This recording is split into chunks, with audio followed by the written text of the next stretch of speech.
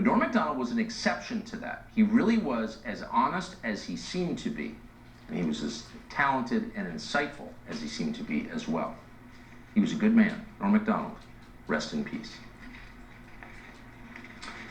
That's about it for us tonight. By the way, you are not going to want to miss our conversation with Rose McGowan on Tucker Carlson today, tomorrow, starting at 4 p.m. Eastern on FoxNation.com. Of course, tune in every night, 8 p.m., the show that is the sworn enemy of lying, pomposity, smugness, and groupthink.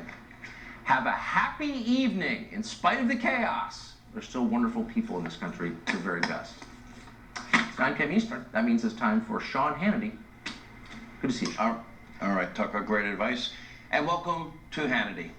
Americans held hostage, abandoned behind enemy lines. Day 31. Day 31, Americans abandoned, held behind enemy lines, hostage to the Taliban. And tonight, the Biden administration is as clueless as ever. It's even worse than we thought. They don't know how many Americans remain in Afghanistan. They don't know whether or not they're being mistreated. Reports that they are. They don't even know if the U.S. is planning on handing over billions of dollars to the Taliban. Oh, I would view that in exchange for the release of our fellow citizens. Where I grew up, that would be called ransom if they do it.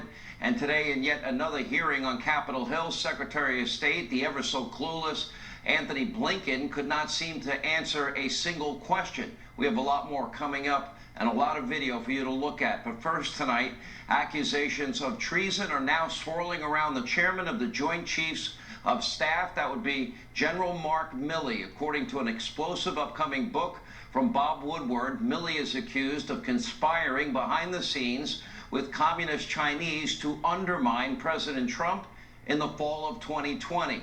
As the Washington Post details, quote, in the book's account, Milley went so far as to pledge that he would alert his counterpart in the event of a U.S. attack, his counterpart being in China, the communist Chinese. The book claims that Milley had his Chinese counterpart, quote, General Lee, you and I have known each other for 5 years now, and if we're going to attack, I'm going to call you ahead of time. It's not going to be a surprise. Okay, so what, they can attack us first? If this is true, General Milley would be a